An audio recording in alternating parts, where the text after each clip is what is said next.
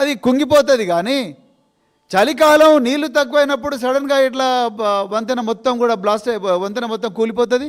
కనీసం common sense ఉండాలి కదా విజయరామరావు గారు. మీరు ఎన్నో సంవత్సరాల నుంచి రాజకీయాల్లో ఉన్నారు, ఎమ్మెల్యేగా పనిచేస్తూ ఉన్నారు. మరి మీ ప్రజలకు ఇట్లా ఇంత ఘోరంగా తప్పుదో పట్టిస్తారా?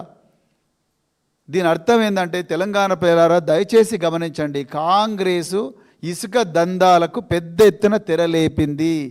వీళ్ళు వేల కోట్ల రూపాయలు, లక్షల కోట్ల రూపాయలు ఇసుక దందా ద్వారా సంపాదించాలని అనుకుంటున్నారు. అందుకొరకే చెక్ డ్యాంలను కూడా పేల్చేస్తున్నారు. నేను మళ్ళీ చెప్తున్నా, ఈ కాంగ్రెస్ పార్టీ పాలనలో ఇంకా ఎన్ని డ్యాములు వెళ్ళిపోతాయో నేనైతే చెప్పలేను. ఎందుకంటే వీళ్ళు ఇసుక కావాలి, ఇసుకతో విపరీతంగా డబ్బు సంపాదించాలి. ఆ డబ్బు సంపాదించి ఆ డబ్బు ఢిల్లీకి కొంత పంపాలి, వీళ్ళు కొంత దుబాయ్కి పంపించుకోవాలి, కొంత అమెరికాలో పెట్టాలి.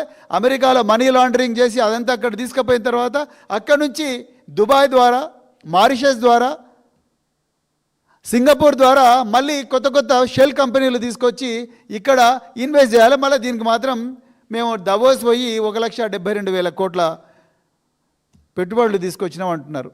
ఇదంతా పెద్ద మాఫియా అని తెలంగాణ పిల్లలు గుర్తించాలి. ఇసుక కోసమే, ఇసుక దందా కోసమే ఇలా కాళేశ్వరం ప్రాజెక్టును పేల్చేసే ప్రయత్నం చేసిండ్రు. అదేవిధంగా అదే ఇసుక కోసమే తనుగుల డ్యామ్ కూడా పేల్చేసే ప్రయత్నం చేసిండ్రు. అదే ఇసుక కోసమే ఇలా భోజనపేటను కూడా పేల్చేసే ప్రయత్నం చేసిండ్రు. వీళ్ళకి ఇసుక కావాలి, ప్రజల అవసరం లేదు, రైతుల సంక్షేమం అవసరం లేదు. రైతులు ఎక్కడన్నా ఆకలి చావని ఇప్పటివరకు 700 మంది రైతులు చనిపోయినరు. సిగ్గుండాలి మీ అందరికీ. వాళ్ళ కన్నీళ్లు చూడండి, వాళ్ళ కన్నీళ్లు వరదలాగా పారుతున్నాయి తెలంగాణలో. 700 మంది రైతుల పక్షాన ఉండాలనా, లేకపోతే ఇసుక దందా చేసే ఇసుక వ్యాపారస్తులు మాఫియా వైపు, వాళ్ళు అనుకుంటే ప్రజాప్రతినిధుల వైపు ఉండాలనా? ఎలా మరి ప్రజలు గుర్తుపెట్టుకోవాలి. ఏ విధంగా మీరు సెక్రటరీలో కూర్చుంటున్నారు? ఇలా మరి ఈ తనుగుల ఎఫ్ఐఆర్ అయింది. ఎఫ్ఐఆర్ అయిన తర్వాత ఎందుకు వీళ్ళందరి అక్కడున్న అనుమానితులందరినీ ఎందుకు తీసుకురాలేదు పోలీస్ స్టేషన్కు? ఎందుకు వాళ్ళ సెల్ ఫోన్లన్నీ కూడా ఇప్పటిదాకా సీజ్ చేయలేదు? ఎందుకు కాల్ డీటెయిల్స్ చేయలేదు? ఇప్పటికి కూడా ఛాలెంజ్ చేస్తున్నా, మీరు తనుగుల ఏదైతే డ్యామ్ బ్లాస్ట్ అయిందో అక్కడ అన్ని టవర్స్లో కాల్ డీటెయిల్స్ తీసుకోండి. భోజనపేట టవర్స్లో కాల్ డీటెయిల్స్ తీసుకోండి. కాళేశ్వరం 2023 అక్టోబర్ 22 నాడు ఒక నెల ముందు, నెల తర్వాత కాల్ డీటెయిల్స్ తీసుకోండి. దొంగలందరూ మీకు కూడా దొరుకుతారు. వాళ్ళందరూ కూడా గాంధీ భవన్లో, దాని ఎదురుగా బీజేపీ భవన్లో ఉంటారు. బరాబర్ చెప్తున్నాను నేను, పక్కా ఇది. మీరు ఏ ఏజెన్సీని తీసుకురండి, ఈ కాల్ డీటెయిల్స్ తీసుకొని ఒక అధునాతనమైన సాఫ్ట్వేర్ ఒక చిన్న కానిస్టేబుల్కి ఇచ్చిన నిజాన్ని తీసుకొచ్చి ముందర పెడుతున్న అనుభవంతో చెప్తున్నాను నేను. ఎంత ఘోరం అండి! రైతులకు తిండి పెట్టే డ్యాములను పేల్చేసే దుర్మార్గులు మీరు. మంత్రులు ఎట్లయితారు, ముఖ్యమంత్రి ఎట్లయితారు? వీళ్ళని ఎట్లా మీరు వాళ్ళందరినీ, గోపగాని సారాయ గౌడ్ ఆయన తీసుకొచ్చి కూర్చోబెట్టాలి కదా. జిలెటిన్ స్టిక్ ఇంతవరకు ఎక్కడుంది జిలెటిన్ స్టిక్ ఫోటో? ఇది జిలెటిన్ స్టిక్. రైతులందరూ చెప్తున్నారు, these are the statements given by the farmers. ఎన్ని రోజులని మీరు అబద్ధాలు చెప్పి తెలంగాణ ప్రజలను మోసం చేస్తారు రేవంత్ రెడ్డి గారు?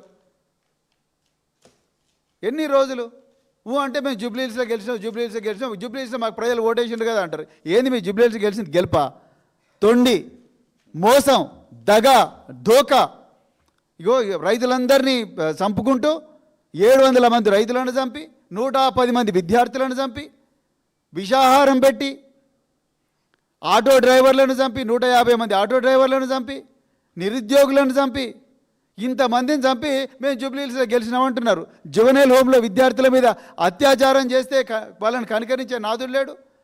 నిన్నగాక మొన్న ఏమంటారు కోదాడలో లాకప్ డెత్, అదేవిధంగా షాద్నగర్లో ఇంకొక ఘోరమైన దళితుని ఏమంటారు హత్య, తర్వాత బాడీని గాలబెట్టడం, అదంతా పోలీసు కన్సల్నే జరుగుతుంది. మళ్ళీ మీరు సిగ్గు లేకుండా చేవెళ్లకు మల్లికార్జున ఖర్గేని తీసుకొచ్చి మేము అది చేస్తాం, ప్రజాప్రభుత్వం, ప్రజా సంక్షేమ ప్రభుత్వం అంటారు. వరంగల్నే రైతు సంక్షేమం అంటారు, కామారెడ్డిలో బీసీ సంక్షేమం అంటారు. తీరా చూస్తేనేమో ఇక్కడ ఇసుక దందా, మొత్తం కూడా ఇసుక దందా కోసం యుద్ధ నేరాలు చేస్తున్నారు కాంగ్రెస్ పార్టీ నాయకులు. ఆర్టికల్ 56 ప్రకారం మీరందరూ కూడా ఇంటర్నేషనల్ క్రిమినల్ కోర్ట్, ది హాగ్లో, నెదర్లాండ్స్లో ఉండే ఇంటర్నేషనల్ క్రిమినల్ కోర్టులో వీళ్ళందరినీ కూడా యుద్ధ ఖైదీలుగా పరిగణించి ఏ విధంగా అయితే ఫిలిప్పీన్స్ మాజీ అధ్యక్షుడు దుతెర్తేను ఏ విధంగా అయితే రోడ్రిగో దుతెర్తేను ఏ విధంగా అయితే జైల్లో పెట్టిండ్రో నెదర్లాండ్స్లో, ఆ విధంగా రేవంత్ రెడ్డి ఆయన క్యాబినెట్ మంత్రులందరినీ కూడా యుద్ధ ఖైదీలుగా పరిగణించి వీళ్ళందరినీ కూడా నెదర్లాండ్స్ జైల్లో పెడితే కానీ ఈ తెలంగాణ ప్రజలకు న్యాయం జరగదు. దయచేసి తెలంగాణ ప్రజలు గమనించాలి. నేను ఏ రాజకీయాలు కాదు, ఇక్కడ ఫ్యాక్ట్స్ బేస్ మీద మాట్లాడుతున్నా. 2029 174/2023 ఆఫ్ మహదేవ్పూర్ పోలీస్ స్టేషన్, అదేవిధంగా crime number 398/2025 398/2025 of Jammikunta police station 2 ఎఫ్ఐఆర్ల బేసిస్ మీదనే మాట్లాడుతున్నా. ఇప్పుడు సోదరులు కౌశిక్ రెడ్డి గారు ఇచ్చిన ఆధారాలు ఏవైతున్నాయో, ప్రజలు ఓపెన్గా తీసుకొచ్చి చూపించిన ఆధారాలు ఏవైతున్నాయో ఆ ఆధారాల మీదనే మాట్లాడుతున్నా. ఇక్కడ నిజంగా పీసీ గోస్ కమిషన్ అనేది ఇక్కడ ఈ పేల్చివేతకు వచ్చి చూడాలి. ఎందుకు నిజంగా అక్కడ ఈ సెక్రటరీలో కూర్చొని చేసుడు కాదు. నిజంగా కమిషన్ వేస్తే వీళ్ళ మీద వేయండి, ఈ బ్లాస్టింగ్ల మీద వేయండి, అంతే తప్ప కేసీఆర్ గారి మీద కేసు, కేటీఆర్ గారి మీద కేసు, హరీష్ రావు గారి మీద కేసు, రాత్రి 2 గంటలకు అసెంబ్లీ సాక్షిగా ఇది సిబిఐకి ఇస్తున్నామని చెప్పి చేతులు దులుపుకోవడం కాదు. మిమ్మలను ఇంటర్నేషనల్ క్రిమినల్ కోర్టులో ప్రాసిక్యూట్ చేసి నెదర్లాండ్స్ ప్రిజన్లో స్లోబడాన్ మిలోసెవిచ్ని ఏ విధంగా అయితే వేసిండ్రో, రోడ్రిగో దుతెర్తేని ఏ విధంగా అయితే వేసిండ్రో, అదేవిధంగా జేమ్స్ కబీలాని ఏ విధంగా అయితే వేసిండ్రో మిమ్మల్ని కూడా అందులో వేస్తే కానీ ఈ తెలంగాణ పిల్లలకు న్యాయం జరగదు. లేకపోతే ఈ డ్యాములు వెళ్ళిపోతే రేపు శ్రీరామ్ సాగర్ ప్రాజెక్ట్ని ఎట్లా వెలిస్తే ప్రజలు ఏం కావాలి? ఎల్లంపల్లి ప్రాజెక్ట్ నీటిని వేలిస్తే, రేపు జూరాల ప్రాజెక్ట్ నీటిని వేలిస్తే ఒక్కసారి ఆలోచించండి. రేపు నాగార్జున సాగర్ని ఎవరైనా ఇట్లా చేస్తే ఇసుక కోసం వీళ్ళ మనను కాపాడేది, వీళ్ళ మనకు పాలకులు, వీళ్ళ కోసమైనా మనం ఓటేసింది. వీళ్ళు రేపొద్దున వీళ్ళే స్థానిక సంస్థలకు వచ్చి మాకు ఓటేయమంటారు. వీళ్ళ డ్యాములు వేల్చి ఇసుక కోసం రైతుల నోట్ల మట్టి కొట్టి రైతులను నిండా ముంచి చంపేటోళ్ళు వీళ్ళు మన దగ్గరకు వచ్చి ఓట్లు అడుగుతారా?